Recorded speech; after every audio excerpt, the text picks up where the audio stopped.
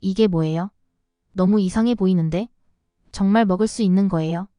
네, 몸에 좋은 영양분이 많이 들어있어요. 한번 드셔보세요. 이 음식 이름이 뭐예요? 제가 먹었던 것 다 적어주세요. 부탁드려요. 한국의 어느 한식당. 한 여직원이 외국인 여성 손님에게 국물이 담긴 그릇을 건네며 종이에 무언가 적어 그녀에게 전해줍니다. 음식을 맛본 외국인 여성은 놀란 눈으로 직원을 쳐다보며 감사하다는 말을 전하고 있는데요. 과연 외국인 여성에게 무슨 일이 있었던 걸까요? 안녕하세요. 감독문클입니다. 오늘은 몸무게가 80kg에 달하는 여학생이 극심한 다이어트를 하다가 거식증에 걸려 죽음의 문턱까지 갔던 이야기를 들려드리겠습니다. 지금 시작합니다. 안녕하세요. 저는 멕시코에 살고 있는 루시아라고 해요. 저는 얼마 전까지 거식증으로 불행한 삶을 살아가다가 한국이라는 나라를 여행한 후 제 삶에 많은 것이 바뀌었어요. 저는 어렸을 때는 먹는 걸 매우 좋아했기 때문에 항상 비만이라는 소리를 들어왔죠. 비만으로 인해 친구들에게 많은 따돌림을 당하게 되면서 놀림을 당했는데요. 어느 날 제가 호감이 있던 남자에게 직접적으로 뚱뚱하다며 엄청난 비난을 듣게 되어 큰 충격으로 인해 그 이후로 다이어트를 시작했습니다.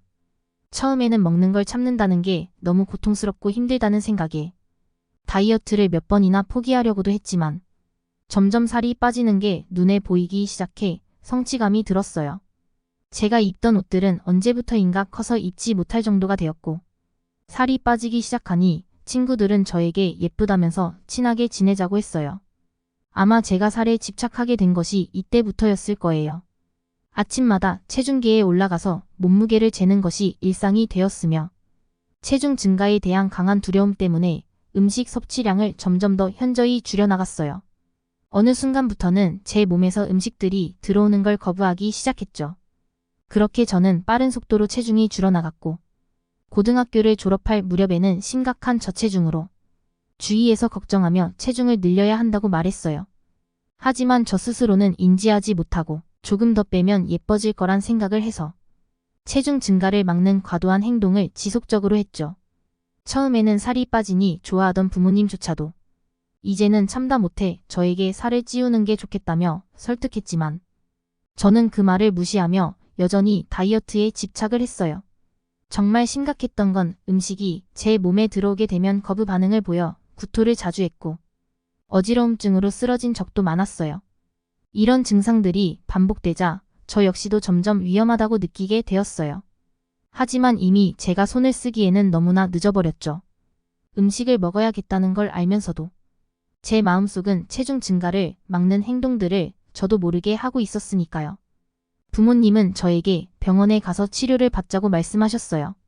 그렇게 병원에 간 저는 의사 선생님에게 충격적인 이야기를 들었어요.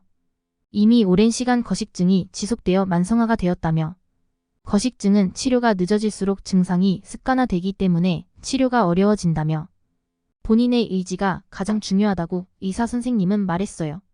거식증이 위험한 이유는 저체중으로 인해 약 10%의 환자가 심정지로 사망한다고 해요. 모든 정신과 질환을 통틀어서 가장 높은 사망률을 보인다고 말을 들었을 때는 정말 충격이었어요. 부모님도 이야기를 듣더니 정말 심각한 상황임을 인지하셨죠. 그렇게 하루하루 음식을 먹기 위해 최선을 다했지만 이미 몸은 습관화가 되어 있는지 먹는 대로 전부 구토를 하게 되었어요. 점점 저는 지쳐가고 있었고 부모님 또한 저에게 모든 노력을 했지만 제 의지로는 도저히 방법이 보이지가 않는 듯 했어요. 그러던 중 병원에서 저와 같은 증상을 겪고 있는 친구가 한국 음식을 먹었는데 토하지도 않았고 속도 편안하고 음식도 정말 맛있었다며 저에게 권유했어요. 저는 흥미가 생겨 한국 음식을 먹어보려고 인터넷을 찾아봤어요. 집에서 조금 떨어진 곳에 있는 한국 식당에서 비빔밥이라는 메뉴를 포장해 와서 처음으로 한식을 먹었어요. 비빔밥에는 양념된 고기와 신선한 야채들을 제가 선택할 수 있어서 추천받은 조합으로 포장을 해왔죠. 멕시코의 음식은 대부분 기름진 음식들이 많은데 한국의 비빔밥은 딱 봐도 건강식처럼 생긴 게 마음에 들었어요. 비빔밥을 얼마 먹지는 못했지만 적어도 구토를 하지는 않았어요. 아무래도 대부분 야채이다 보니 몸에서 거부 반응을 일으키지는 않은 것 같았죠. 부모님은 제가 비빔밥을 먹고도 구토를 안 하는 모습을 보며 기뻐하시면서 혹시 한국에 한번 여행을 갔다 오는 건 어떻겠느냐며 제안을 하셨어요. 가서 새로운 음식 구경도 하면서 편하게 놀다 오라고 하셨어요. 저는 평소 같았으면 거부했을 텐데 비빔밥을 먹어보고는 다른 한식도 먹어보고 싶은 마음에 알겠다고 말하며 한국 여행을 떠났죠. 한국에 도착해서 서울에 숙소를 잡고 처음 먹은 음식은 비빔밥이었어요. 멕시코에서 팔고 있는 비빔밥과 한국 본토에서 먹는 비빔밥은 얼마나 다른지 먹어보고 싶었거든요. 비슷할 줄 알았던 비빔밥은 확연한 차이가 있었는데요. 한국에서 파는 비빔밥은 멕시코와는 다르게 제가 고기나 야채를 선택할 수는 없었어요. 고기도 달랐고 야채 또한 달랐어요. 소스조차도 빨간 소스로 나오는 게 멕시코에서 파는 비빔밥은 멕시코 사람들 입맛에 맞춰 바뀌었다는 것을 알았어요. 한참을 야채를 살펴보며 하나씩 먹기 시작했는데 멀리서 보고 계시던 직원분이 오시더니 저에게 먹는 법을 설명해 주셨어요. 밥과 함께 전부 비벼서 먹는 것이라며 자신이 도와줘도 되겠냐고 물어보시더니 휘적휘적 음식을 섞어주셨어요. 직원분과 이야기를 하다 보니 살이 너무 빠졌다며 저를 걱정해 주셨어요. 진심으로 걱정하는 게 보였기에 저는 거식증에 걸려 음식을 먹으면 구토를 했는데 멕시코에서 비빔밥을 먹고 구토를 안 하게 되어 한국까지 오게 되었다고 말했죠. 직원은 제 이야기를 듣더니 잠시만 기다리라면서 저에게 처음 보는 하얀 국물을 가져다 주셨어요. 사골 국물이라고 말했는데 이건 살이 찌지도 않고 영양분을 섭취해 줄 거라며 절 안심시키는 말들을 해주며 조금만 마셔보라고 하셨어요. 저는 직원의 호의에 조금 먹어봤는데 생각보다 맛있어서 저도 모르게 국물을 전부 비웠어요. 비빔밥을 다 먹지는 못했지만 사골 국물을 먹고 나니 정말 오랜만에 배부르다는 느낌을 받을 수 있었죠. 저는 그 국물과 제가 먹은 음식들을 적어달라고 그 직원분께 부탁을 드렸어요. 직원은 절 흐뭇하게 바라보시더니 제가 먹은 음식과 한국에서 먹어볼 만한 다른 음식들을 종이에 적어주며 인터넷으로 찾아보면 식당들이 나오니 가서 먹어보라고 추천해 주셨어요. 처음으로 만난 직원분은 저에게 너무나 친절을 베풀어 주셨죠. 그렇게 한국 이곳저곳을 구경하며 직원분이 말해준 삼계탕이란 음식을 먹었을 때 사골 국물과 비슷한 국물이었지만 닭 한 마리가 통째로 들어가 있었고 건강해지는 맛이었어요. 닭고기를 먹을 줄 상상조차 못했는데 기름으로 요리한 것이 아니기 때문에 큰 거부감은 없었어요. 제 예상보다 더 많은 양을 섭취했어요. 멕시코에서는 저를 신경조차 쓰는 사람이 없었는데 한국에서는 만나는 한국인마다 저를 걱정해주는 듯한 말들로 위로를 해주곤 했어요. 아마 동정 어린 시선으로 쳐다보며 말했다면 기분이 나빴을 텐데 한국인들은 살이 조금만 찌면 정말 예쁘겠다며 모델처럼 예쁘다고 칭찬을 섞어 말해주었죠. 이런 한국인들 때문이었을까요? 한국 여행 내내 한식을 먹으면서 단 한 번도 구토를 안 했어요. 그것도 많은 여러 가지 음식들을 먹었는데 말이죠.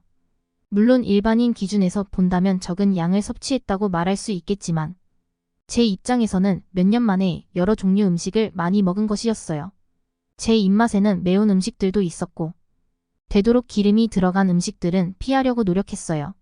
한국은 채소로 된 반찬들이 굉장히 많아 다양하게 음식들을 즐길 수 있었어요. 채소들의 본연의 맛을 살려 음식을 했기에 제가 먹으면서도 놀랐어요.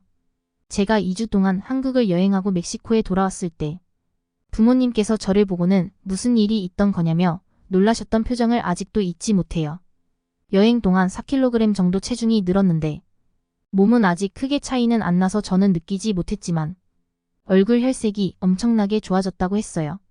저는 그날부터 한식으로 된 음식들을 찾아보며 요리하는 취미가 생겼어요. 요리를 하다 보니 내가 아는 음식들을 조금씩이나마 먹게 되고 부모님도 제가 한 요리를 맛있다며 칭찬해 주시니 저 역시 뿌듯함을 느꼈어요. 친구들도 제가 변한 모습에 너무 예뻐졌다며 칭찬해주고 친구들에게 한식을 만들어주니 식당 차려도 되겠다며 농담까지 했어요.